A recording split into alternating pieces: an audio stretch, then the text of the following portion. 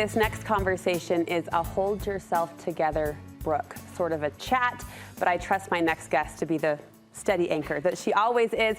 You know, this back to school week can feel like one giant heart squeeze. They say it's the meanest thing to say, that we get 18 summers with our children, and another one has already come and gone. It's enough, I think, to make us moms just weep. So as we pick up the conversation in our Back to School series, Starting School Strong, Steady, and Smart, today we're addressing how to feel emotionally steady as we navigate this transition period from first to second grade or high school to college. It can be sad, and sad feels like such a naive word, but it's sad to see the time move so quickly. I know our friend, parenting expert Heather Johnson agrees with that statement. Yes. Are you feeling steady, my anchor? Yes, steady, but it is sad. This is probably for me personally one of the most challenging adjustments to being a mom, is accepting those spaces. You're unflappable. Heather is as unflappable off camera as you are on. The only time, don't start. I know. The only time I've seen her get a little squishy is around this topic of transitions and motherhood progressions and growth. Why is it so darn hard? Oh, it's hard. I know for me, it's that recognition that things that I was so passionate and loved so much won't ever happen again in the same way, right? And I know what to do with that. Yeah. And it still doesn't matter. I don't love that feeling. I don't love that there are things that I've experienced that won't ever happen again. And so it's hard. And you know what never works for me, and it's the go-to line, and I'm sure you're going to give us some better defaults, but what never works for me is, well, it's what you wanted. Yeah. You wanted them to be in. Did I want them not to need me forever? Anyway, that's kind of just the Band-Aid, I think, that we put over it. And I had a girlfriend, I meant to pull her words, I'm sorry I didn't, but she has twins going off to college. And she said, we talk so much about the postpartum stage of motherhood, like what to do in those 6 months after you have a baby. We really don't spend a lot of time nurturing our spirits and comforting our souls, balming our motherhood hearts over this transition when it's over. When it's over, yeah. And I mean, we can then argue, well, it's never really over, and it's not, but there are stages that end. And so accepting the end to things is really challenging. To be emotionally steady, and I think the most important part about this, as we're all going back to school essentially, is realizing that being emotionally steady doesn't mean we don't feel these things. And thank goodness, but we think that to be emotionally sound or steady means we shouldn't ever experience these emotions. That's not true. So if I'm weeping on the first day of kindergarten, I can still be emotionally sound. Absolutely. I mean, to a degree. Absolutely. And we want to feel it and experience it. Emotional steadiness means that we know what to do when the emotions hit, not that we don't experience them. It means that we accept them and recognize them and are even grateful because they're telling us something. When I feel those emotions, they're telling me that I truly loved and enjoyed and participated in those phases of our children's lives. I love that. And also, it's a bummer, right? So that steadiness isn't not feeling it. The steadiness is feeling it and acknowledging it and then saying, you know what? I'm going to do something with this, and I'm healthy enough to know what I'm going to do with it. So as we talk about how to prepare for those transitions, you know, it's interesting. I don't think I underestimated much about mothering. I felt pretty wholly prepared. I was unprepared for the shifts, these yearly transitions. And it doesn't just affect you or the child, the kindergartner or the college student, it affects the whole family dynamic. When we talk about preparing for those shifts, is it just that steady internal work that we're doing all the time that we dig into and draw upon? Yeah, it's that acceptance that we're going to talk about. It's digging into that. And to start, it's staying very, very present. Now, here's what happens. Whether you have a first grader this year who's now going to be full-time in school, or you've got a senior who's now going to college, right? We want to stay present in it, but what we tend to do is we tend to take these milestones and allow them to mean a lot of other things. Okay. We allow them to mean things about the past, like we didn't do good enough. So all of a sudden we have a first grader and it's, I know, but I should have done more when they were 4 and I missed out on this opportunity last summer. We go that route. Or we make it mean something about the future, right? So we have a first grader, which means pretty soon they're going to get married and they're only going to hang out at their in-laws' house and we're never going to see them again and no one's ever going to love us and we did a bad job, right? Those extremes. It doesn't mean any of those things. So to stay present, we want to just remember that today you have a first grader. You just have a first grader. And they spent an extra couple hours at school and you're excited to hear how that went. That's different than deciding something about it. Whenever we decide something about it that's lined up with where we're insecure or afraid or sad, we're going to run into trouble. Okay. So we want to stay really, really present. I remember Matt Townsend teaching us once, you know that phrase, these are the good old days? It became like 5-6 years ago, kind of this catchphrase. And I remember him commenting that that's actually not being mindful or present. And it made me think presence is different than gratitude. We can be very grateful for it and not present And in not it. there. Absolutely. So be there. You also say acknowledging the grief is sound. It is healthy. It is. And grief is loss. And this is about loss. I feel that. You feel that. Yeah. Women feel this loss when the transitions happen, when there's changes, and they're out of our control.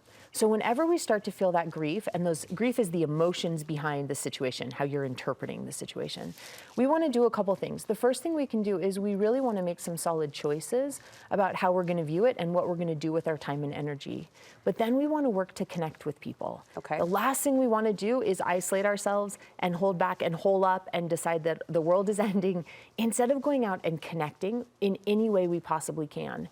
It's also really important when you feel this grief and these transitions that we're communicating, that we say to someone, this is going to be a challenge for me. Yeah. Or recognize that, you know, the next week or so, I'm working to manage the emotions that I'm experiencing with you going off to college. So say it out loud. Out loud. Now, there's a big concern, and I think it's a good concern from moms. They don't want to be that dead weight in their child's life. They don't want their college student worried about their mom in the rearview mirror. Right, so right. how do I communicate that to my big kids? Or do I, without being a drag to them? Absolutely. So this is where you're going to look at your big kids and you're going to say, this is hard for mom.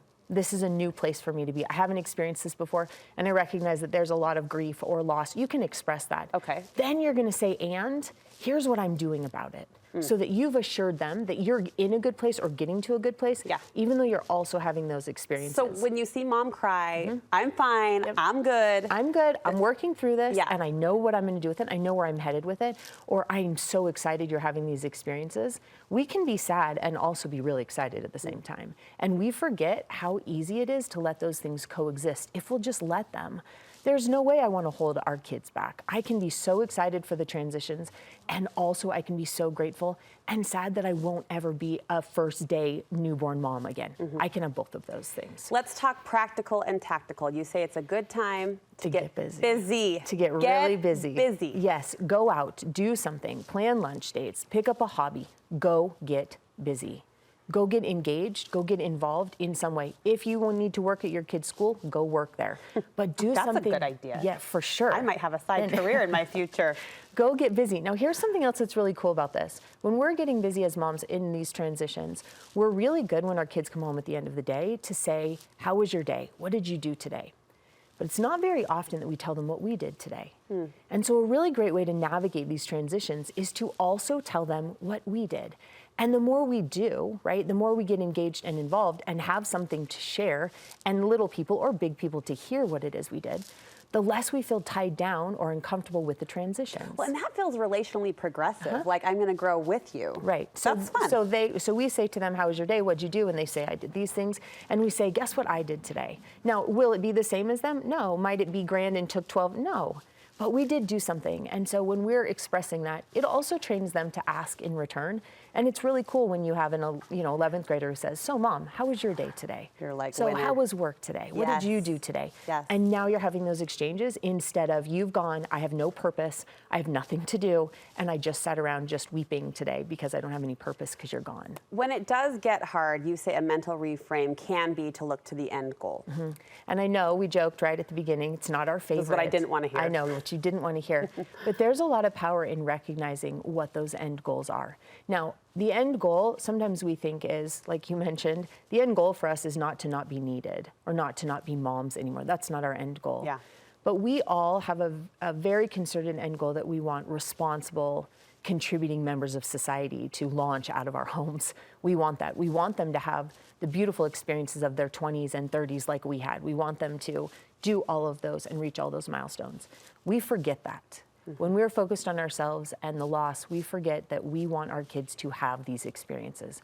Don't make it about us, but instead remember, I want you to go out and do this. Yes. I want you to have all of the joy and excitement and the sorrow that comes from growing up. Yes. Even just remembering that helps us send them out with joy in our hearts instead of feeling so weighted down by these transitions. That's inside out soothing. That's not a superficial line or a Right. Band-Aid. Right. I like that. Finally, you say work on radical acceptance. You use this phrase quite often. Yes, it is time to accept. Radical acceptance is where we look at a situation, realize we can't control it, Gosh darn. and so we wrap our arms around it and we embrace it. Is this your personal And coach up? We've got to, Yeah. right? I can't change the fact that our kids are getting older.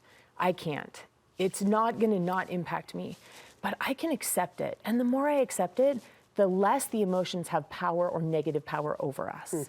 So we want to accept that. The other thing about radical acceptance is when we don't do that, we spend all of our energy pining for what we had or being sad for the changes that are happening, which is energy we're not putting into enjoying the fact that they're 22 right now, or they're 9 today, or they just started their senior year this year. We're missing out.